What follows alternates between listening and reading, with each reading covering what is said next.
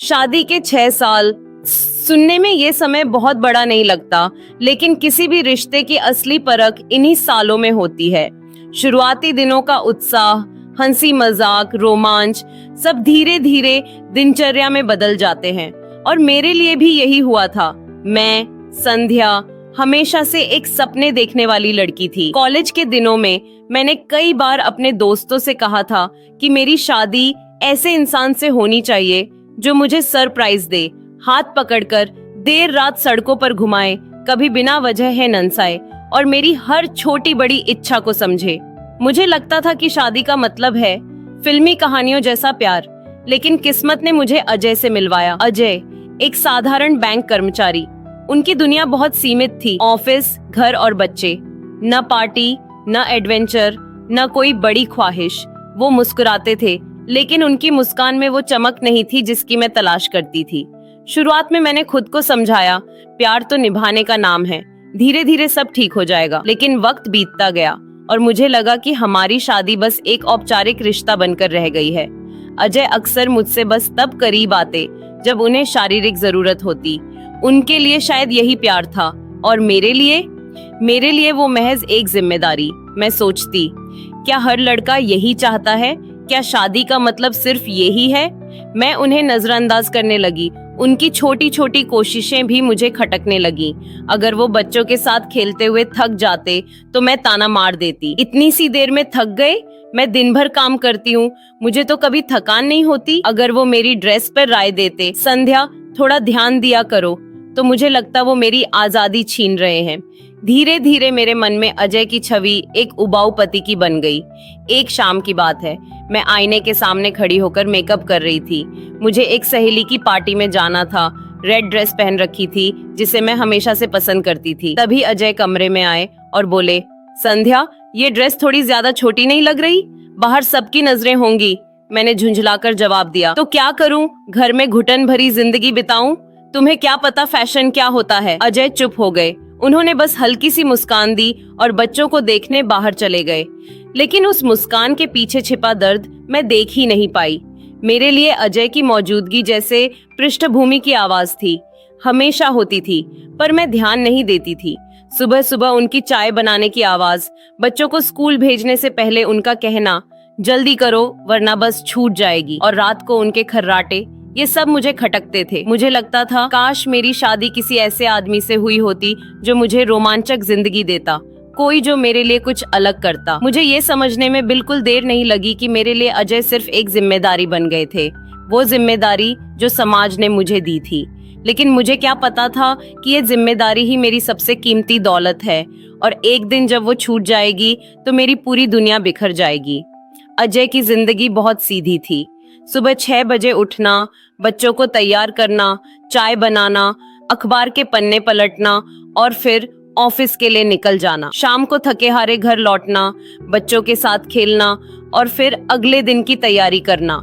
लोग कहते थे अजय बहुत जिम्मेदार इंसान है, लेकिन मेरे लिए वो बस एक रूटीन मशीन थे। उस दिन की ही बात ले लो। सुबह सुबह मैं अभी सो रही थी कि किचन से चाय पत्ती की खुशबू आई। अजय हमेशा मेरी चाय बनाकर लाते थे, कप को मेरे सामने रखते और कहते, संध्या जरा गर्म है, ध्यान से पीना। मैं नींद में ही बड़बड़ा देती, चाय तो ठीक से बनती ही नहीं तुमसे। वो मुस्कुराकर चुप हो जाते। मैंने कभी सोचा ही नहीं कि एक पति जो रोज सुबह बीवी के लिए चाय बनाता है, वो प्यार की ही तो निशानी है। बच्चे अजय के लिए दुनिया थे।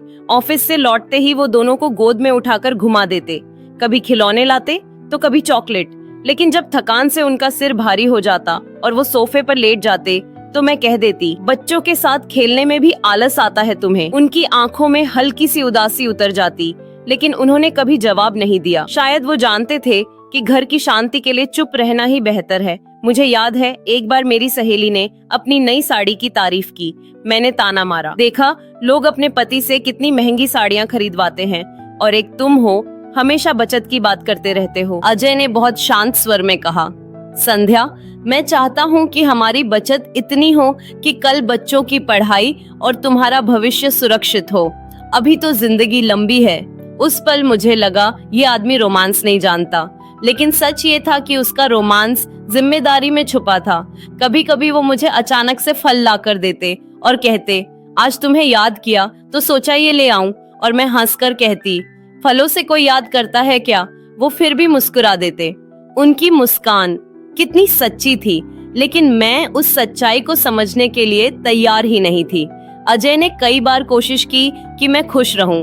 कभी साड़ी चुनकर लाए, कभी बच्चों की देखरेख खुद संभाली ताकि मुझे आराम मिल सके, लेकिन मैं हमेशा कमियां ढूंढती रही। मुझे लगता था ये आदमी मुझे वो जिंदगी नहीं दे सकता जिसकी मुझे तलाश है, मगर मैं ये नहीं देख पाई कि वो मुझे वो सुरक्षा, वो सुकून दे रहा था जो शायद किसी और में नहीं मिलती। उस रात अजय ने धीमी आवाज में कहा, संध्या, कभी कभी लगता है कि तुम मुझसे खुश नहीं हो। मैंने बिना उनकी तरफ देखे कहा, क्योंकि तुम बहुत साधारण हो अजय, मेरी जिंदगी में कुछ भी खास नहीं है। उनकी आंखों में हल्की नमी आ गई। उन्होंने सिर्फ इतना कहा, शायद मेरे लिए सबसे खास चीज तुम ही हो। और मैं खामोश रह गई। मेरे कानों ने सुना, लेकिन मेरे दिल ने उस वक्त महसूस नहीं किया। उस रात मुझे नींद आ गई, लेकिन अजय देर तक जागते रहे। खिड़की से बाहर देखते हुए वो बुदबुदाए, काश तुम समझ पाती कि मैं कितना चाहता हूँ तुम्हें। मगर मैंने उनकी उस खामोशी को कभी नहीं सुना। सुबह का वक्त था। अजय हमेशा की तरह जल्दी उठ गए थे। मैंने करवट बदलकर देखा। वो आईने के सामने खड़े होकर टाई बांध रहे थे। उनके चेहरे पर वही शांत सी मुस्कान थी जैसे हर दिन होती थी। संध्या, आज बच्चों का होमवर्क चेक कर लेना। कल मैडम ने कहा था कि ठीक से लिखा नहीं है। उन्होंने जाते जाते याद दिलाया। मैंने बिना देखे ही कहा, हाँ हाँ मुझे पता है। और हाँ, ऑफिस से लौटते वक्त सब्जी लेते आना। हमेशा भूल जाते हो। अजय हल्का सा हंसे। ठीक है मैडम, आज नहीं भूलूंगा। मैं फिर से तकिए पर सिर रखकर लेट गई, लेकिन पता नहीं क्यों उस दिन उनकी आवाज में एक अजीब सी मिठास थी जो अब जाकर मुझे याद आती है। अजय बच्चों को स्कूल छोड़ने निकले। उन्होंने जाते जाते मुझे एक नजर देखा भी, जैसे कुछ कहना चाहते हो, लेकिन मैंने देखा ही नहीं। दरवाजा बंद होने की आवाज आई और मैं घर की चुप्पी में खो गई। मुझे उस वक्त बिल्कुल अंदाजा नहीं था कि ये हमारी आखिरी मुलाकात थी। कुछ घंटे बाद दरवाजे की घंटी बजी। मैंने सोचा शायद अजय ही लौट आए, लेकिन बाहर 2 पुलिस वाले खड़े थे। क्या आप संध्या जी हैं? जी। मेरी आवाज कांप गई। हमें अफसोस है, आपके पति अजय कुमार का सड़क हादसे में निधन हो गया। उस पल दुनिया थम गई। वो शब्द मेरे कानों तक पहुंचे, लेकिन दिमाग ने उन्हें स्वीकार नहीं किया। मैंने कहा, नहीं, ये झूठ है। अभी तो वो निकले थे। अभी तो उन्होंने कहा था सब्जी लाएंगे। पुलिस वालों ने मेरी तरफ हमदर्दी से देखा और एक कागज थमा दिया। मैं वहीं दरवाजे के पास जमीन पर गिर पड़ी। घर अचानक सुनसान हो गया। बच्चे समझ नहीं पाए कि क्या हुआ। वो बार बार पूछते, मम्मी पापा कहाँ हैं? पापा कब आएंगे? मैं क्या जवाब देती? मेरी आंखों से आंसू रुकने का नाम नहीं ले रहे थे। 3 दिन बाद बीमा कंपनी का एक आदमी आया। उसने बताया कि अजय ने हमारे नाम पर बीमा करवाया था। कुछ ही दिनों में 1 करोड़ रुपए मेरे खाते में आ जाएंगे। रिश्तेदार कह रहे थे, अजय बहुत समझदार थे। देखो, तुम्हारा और बच्चों का भविष्य सुरक्षित कर दिया। लेकिन मुझे उस वक्त 1 करोड़ नहीं चाहिए था। मुझे चाहिए था कि दरवाजा खुले और अजय मुस्कुराते हुए कहें, देखो सब्जी लाना नहीं भूला। मैंने पहली बार महसूस किया कि पैसे सब कुछ नहीं होते। वो चाय जो अजय रोज बनाते थे, वो बच्चों को गोद में उठाने का तरीका, वो छोटी छोटी बातें जिन पर मैं ताने मारती थी, आज वही चीजें मेरी सबसे बड़ी ख्वाहिश बन गई थी। मेरी जिंदगी की वो साधारण सुबह अब मेरी सबसे बड़ी याद बन चुकी थी। उस रात मैं कमरे में अकेली बैठी रही। बिस्तर के पास अजय की घड़ी रखी थी। उसे देखते हुए मुझे उनकी आवाज सुनाई दी, शायद मेरे लिए सबसे खास चीज तुम ही हो। आंसू मेरे गालों पर बहते रहे। काश मैंने उस दिन उनकी आंखों में झांका होता। काश मैंने समझा होता कि सच्चा प्यार हमेशा दिखावे में नहीं होता। अजय के जाने के बाद घर का हर कोना मुझे काटने लगा। पहले जिन चीजों को मैं मामूली समझती थी, वही अब मेरे लिए यादों का खजाना बन गई थी। रसोई में रखी उनकी पसंदीदा चाय पत्ती, बच्चों के खिलौनों के बीच रखा उनका पुराना पेन, अलमारी में करीने से तह किए उनके कपड़े, हर चीज जैसे मुझे ताना देती थी कि मैंने उनकी कद्र कभी नहीं की। रातों को नींद नहीं आती थी।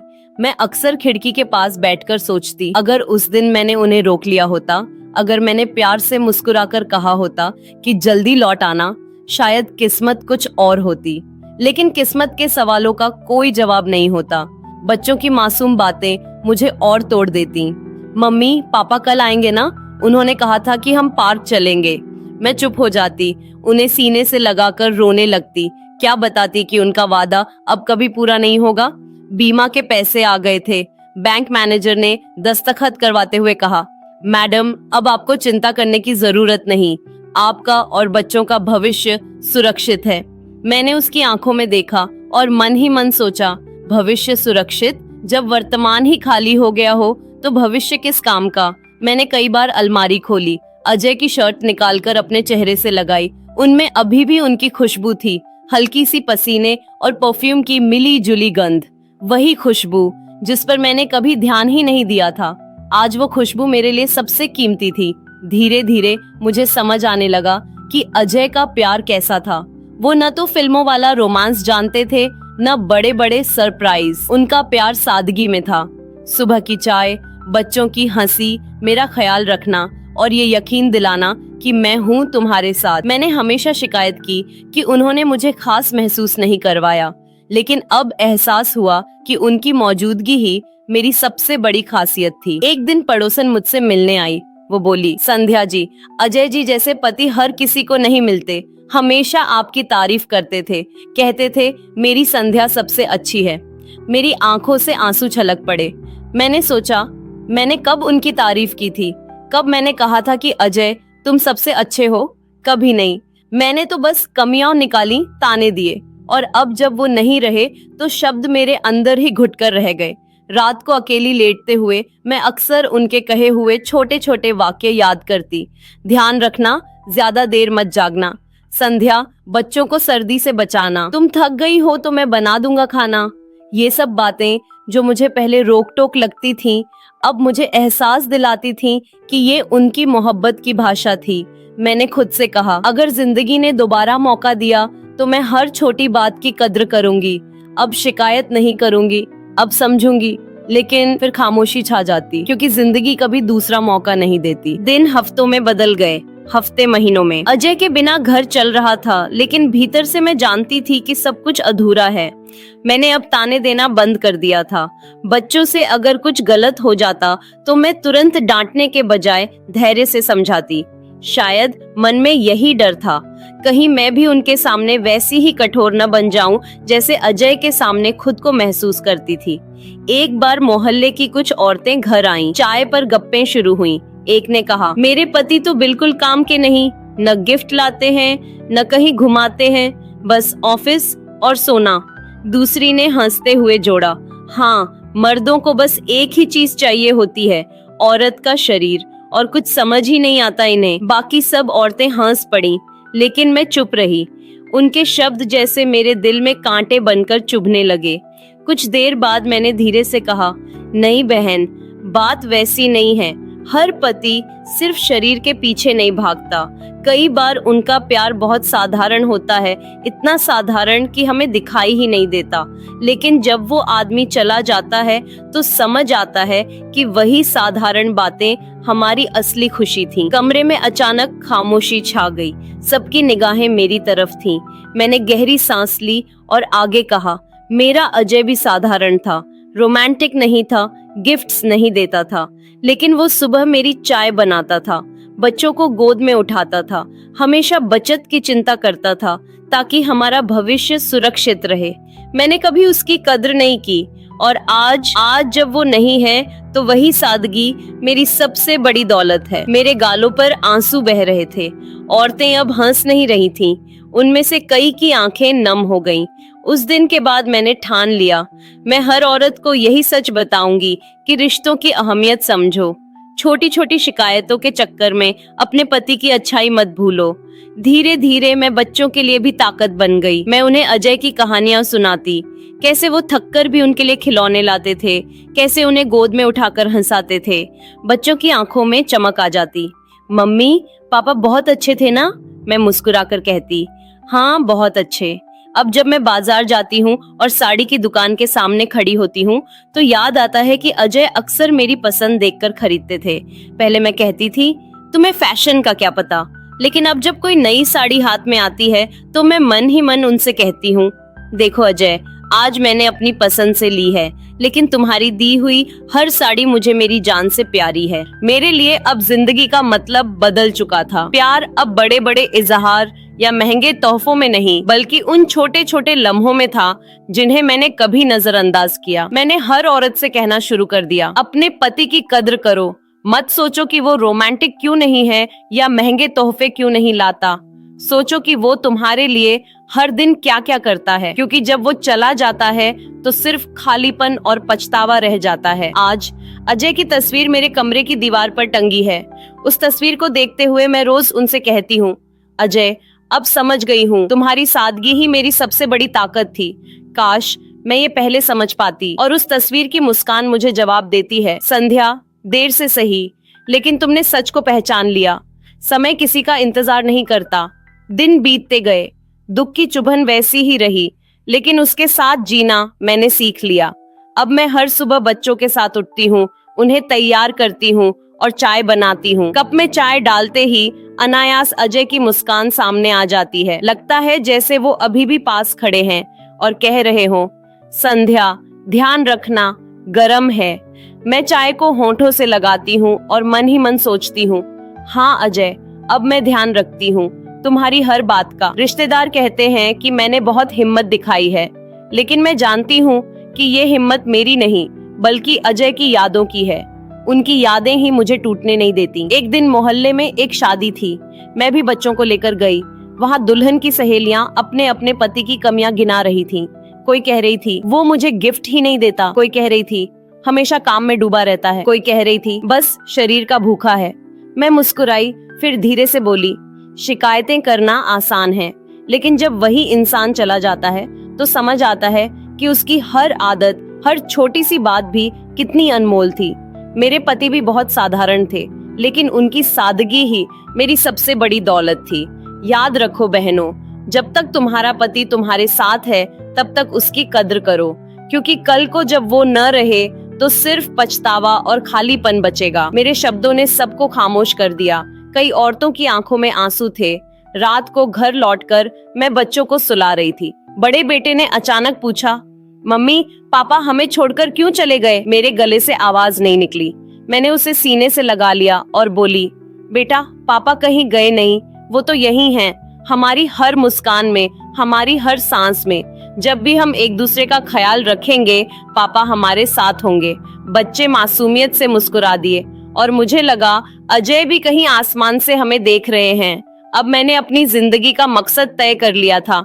मैं चाहती थी कि कोई और औरत मेरी तरह पछतावे की आग में न जले, इसलिए जहां भी मौका मिलता मैं यही सीख देती, प्यार की कद्र करो, वो दिखावे में नहीं बल्कि छोटी छोटी बातों में छुपा होता है। आज जब मैं आईने के सामने खड़ी होकर साड़ी पहनती हूँ तो अजय की याद आ जाती है।